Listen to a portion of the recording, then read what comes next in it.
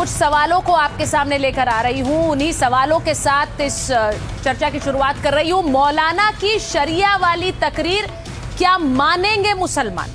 सवाल यह है। सवाल यह भी है कि वंदे मातरम पर डराने वाला नया दांव क्यों चला गया है? जो ये कह रहे हैं कि वंदे मातरम पर मुसलमानों को डराया जा रहा है, ईस्ट पाकिस्तान हो रहा है। देश पहले या मजहब, ये दलील इस समय उठी क्यों रही है? ये भी कोई सवाल पूछने वाला है।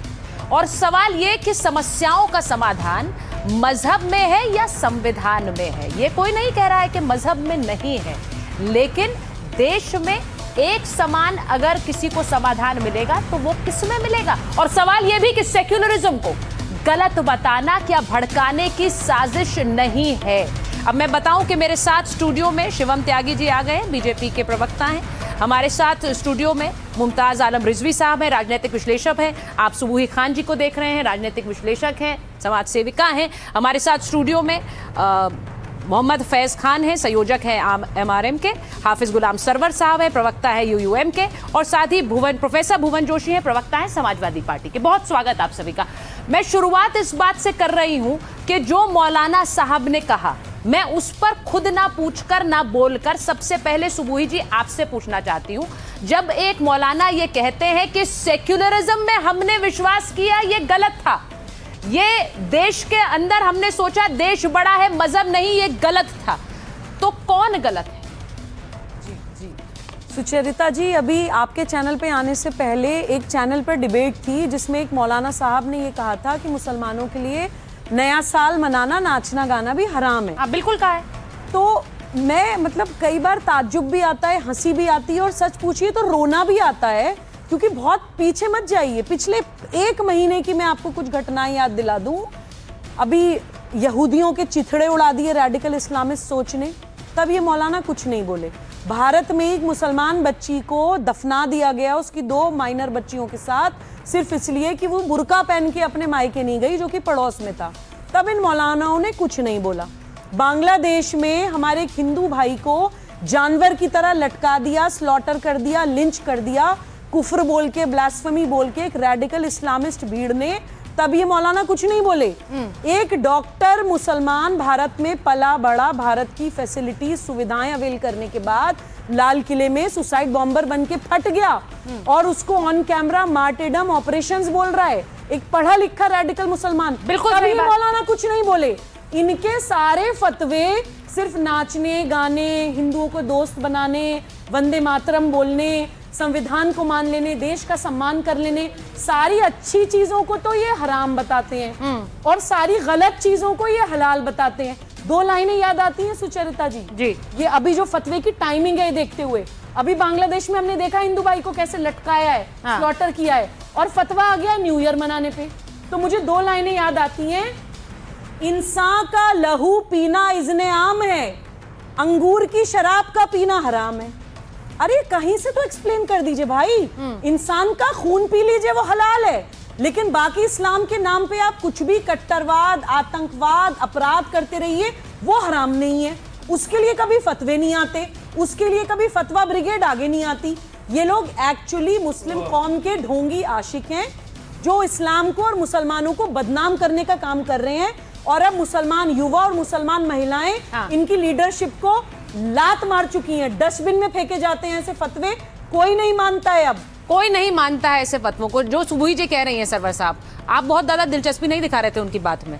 मैं जरा जानना चाह रही हूँ, क्या वो आपको लग रहा था कि बात कर रही हैं, करने दो, कुछ ज्यादा अहमियत नहीं है उनकी बात में? नहीं, मैं डिबेट में हूँ तो अपने पैनलिस्ट की एक बातों को गौर से सुनता हूँ, ये मेरा कर्तव्य भी बनता है। दूसरी बात है, आपने मुझे जिम्मेदारी के साथ बुलाया है, और मैं कोई बात रखूंगा तो इतने बड़े प्लेटफॉर्म से भारत के सभी लोग सुनेंगे, तो वो कहा जाएगा कि ये मुसलमानों का पक्ष। बिल्कुल आपने हमें वही बुलाया उसी के लिए। बिल्कुल सही। इस बात में तो जो आखिरी बात सबूही बहन ने रखी, इस बात में तो 100% वजन है कि ये जो नया फतवा गैंग बिन मांगे माने देता चला जा रहा है, कौन बरेली रजवी, क्या नाम है पूरा, मैं पिछले 8 महीने से इस बंदे के खिलाफ पर्सनल वीडियो बना रहा हूँ अपने प्लेटफॉर्म पर बैठकर।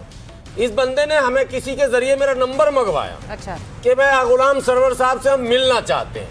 मैं मतलब एक बात मैं कह दूं कि ये ANI और इस टाइप के जो माइक्स होते हैं, ये जिन मौलाना के दफ्तर पहुंच जाएं और जो मौलाना समाज के घर आज तक न पहुंचे, समझ जाइए दाल में कुछ काला है। ये मौलाना कभी आज तक किसी भी मस्जिद में तकरीर करते हुए वीडियो नहीं सुना, किसी जलसे में समझाता हुआ वीडियो नहीं देखा, किसी गरीब के झोपड़ी में बैठ के बात करता हुआ नहीं देखा, कोई मेडिकल कैंप लगाता नहीं देखा। भारत के आम लोगों से, केवल मुसलमान नहीं, आम लोगों से, दूसरे धर्म के लोगों से कभी बैठकर बात करता नहीं लेकिन देखा, ये मौलाना कभी नदवी जंतर मंतर नहीं देखा। ये बंदा जब आता है तो एक शगुफा लेकर आता है और शगुफा रहता का पता भी नहीं बताता किसी ये को। मौलाना नदवी तो बकायदा जलसों ये में तो जाते नए-नए हैं, प्रकट हुए लोगों अभी। से बात करते हैं, बड़ी बड़ी बातें करते हैं, टेलीविजन डिबेट्स में जा रहे हैं। अब कई लोग उन्हें नए मुसलमानों का नया लीडर बता रहे हैं। वो क्या कह रहे हैं उस पर बोलिए जरा। सेक्युलरिज्म गलत है? बिल्कुल। अभी जब वो डिबेट में थे और जिस डिबेट से वो मतलब फेमस हुए हैं, तो कई लोगों ने उस डिबेट के ऊपर खूब लंबे लंबे लेख लिखे हैं फेसबुक पर, मुसलमानों ने। मैंने तब भी लिखा था कि भाई एक ईश्वरवाद पर अगर डिबेट है तो मुसलमान ही क्यों ये बताए कि अल्लाह एक है या ईश्वर एक है या गॉड एक है। दुनिया की तो बड़ी आबादी गॉड को मानती है, एक ईश्वरवाद को मानती है। ये हो क्या रहा? बहरहाल ये फेम हो गए रातों रात। अब इनको वो हजम नहीं हुआ, नई नई तकरीर इनकी शुरू हो गई। ये पहले ये बताएं कि इन्होंने जो तकरीर की, हमारे अकाबिर ने जो पहले तकरीरें कर रखी हैं, हुसैन अहमद मदनी रहमतुल्लाह अलैह ने जो तकरीरें कर रखी हैं, असद मदनी रहमतुल्लाह अलैह ने तकरीरें कर रखी हैं, और तमाम बड़े अकाबिर जिन्होंने भारत की स्वतंत्रता में और दो राष्ट्रवाद के विरोध में, पाकिस्तान के विरोध में, मुस्लिम लीग के विरोध में आवाज देकर हम लोगों को रोका, और जिनको हम इस मुल्क में अपना जिद्दी अमजद कहते हैं, मौलाना अबुल कलाम आजाद, उससे बड़े ये पढ़े लिखे हैं क्या? मैंने मौलाना उससे बड़े नहीं है, उससे बड़े नहीं है जो आप कह रहे हैं। उन्होंने कहा मुसलमानों यही रहो, इसी भारत में तुम नहीं, तो मुसलमानों को कहीं बाहर जाने के लिए तो कोई कह भी नहीं रहा। संविधान तो बन चुका था। नहीं, तो मुसलमानों को बाहर जाने के लिए तो कोई कह भी नहीं रहा है। मैं मौलाना आजाद साहब की बात कर रहा हूं। झूठा है, ये कह रहा है सेक्युलरिज्म गलत है। बन चुका था। नहीं, ये कह रहा है सेक्युलरिज्म गलत है, ये कह रहा है शरिया की बात मानिए, देश संविधान की बात मत मानिए। मैं नदवी साहब से पूछ रहा हूं कि मौलाना आजाद जो मुफस्सिर भी हैं, मुहक्किक भी हैं, मुदब्बिर भी हैं, बड़े सियासतदान हैं, बड़े आलिम हैं, उनके सामने संविधान बन चुका था। वो शिक्षा मंत्री रह चुके थे भारत सरकार में, तो उन्होंने तो नहीं कहा कि तुम शरीफ बेकार सेकुलरिज्म में फंस रहे हो, मुसलमानों चलो उधर चलो। ठीक है, मैं आ रही हूँ, मैं एक मिनट सुबह में आ रही हूँ, मैं पहले मैं रिएक्शन सबसे ले लूंगी। एक बार शिवम ये बताइए, अब जो बात ये कह रहे हैं, अगर सब लोग यही सोचते हैं कि भाई संविधान बड़ा है, शरिया नहीं, संविधान की बात माने, तो फिर ये विवाद ही क्यों आया? ऐसा तो नहीं है, बहुत से लोग इस बात को मान रहे हैं। जहां पर वो बोल रहे हैं नदवी जी उनकी वाहवाही हो रही है, कौन है ये लोग जो उनकी वाहवाही कर रहे हैं?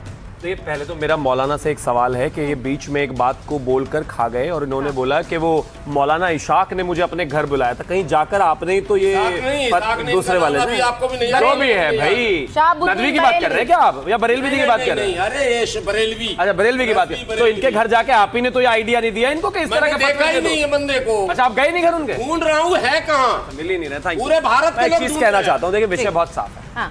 जहां तक बात शमाइल नदवी का है और जो उन्होंने जाकर ये बात बोली है, एक चीज इस देश में सभी मौलानाओं को, जो चले गए वो, जो हैं अभी और जो आने वाले हैं, उनके लिए ये देश संविधान से चलता था, है और चलेगा। ये इस तरीके का जो आपका एक अलग तरीके का आर्टिकुलेशन है, मुझे नहीं लगता कि इनको प्लेटफॉर्म देने की भी आवश्यकता है। लेकिन ये अपने आप में एक बात तो है कि इनकी जो राय है वो इतनी पॉपुलिस्ट है कि उससे कोई तो प्रभावित जरूर हो रहा है, वरना वो आके बोलेगा नहीं। भाई इनके फॉलोअर्स हैं। अब एक चीज बताइए, पिछले दिनों अभी जो है नकली बाबरी बनाई एक विधायक ने, उसके कोई तो फॉलोअर है जो 3 लाख लोग का टिकट भी दिल्ली में कट रहा है। भाई कोई तो फॉलोअर है, 3 लाख लोग पहुंच गए, 10 लाख रुपए से ज्यादा इकट्ठे हो गए, आ गया, नहीं बोलते ना, तो कोई तो फॉलोअर है। दूसरा, इसके अलावा इस व्यक्ति का कोई तो फॉलोअर है जो रातों रात सुपरस्टार बन गया, कोई तो इनके पीछे काम कर रहा है, कोई तो इनको लगातार जो है कहीं ना कहीं फंड कर रहा है। और एक और चीज मैं कहना चाहता हूं, जिस तरह से ये लोग इस तरह की बातें कर रहे हैं कि संविधान से नहीं, हमें तो धर्म मानना है, हमें तो ये मानना है। मैं रेडिकल्स की बात कर रहा हूं, धर्म की बात नहीं है।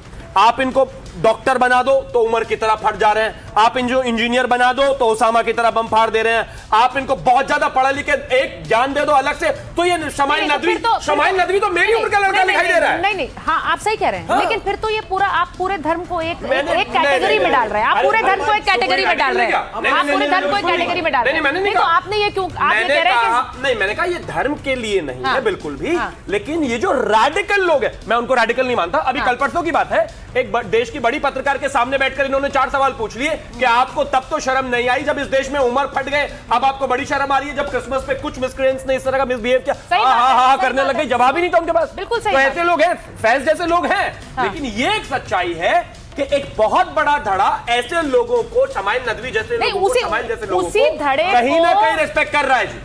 मैं एग्जैक्टली यही बोल रही हूँ मुमताज जी, वो धड़ा कौन सा है? क्योंकि ये तो बात सही है ना कि अगर फैन फॉलोइंग बढ़ रही है ऐसे मौलाना की जो कि ये कह रहा है कि देश नहीं शरिया मानिए और सेक्युलरिज्म अगर आप मान रहे थे तो आप गलती कर रहे थे, तो ये बहुत डेंजरस है।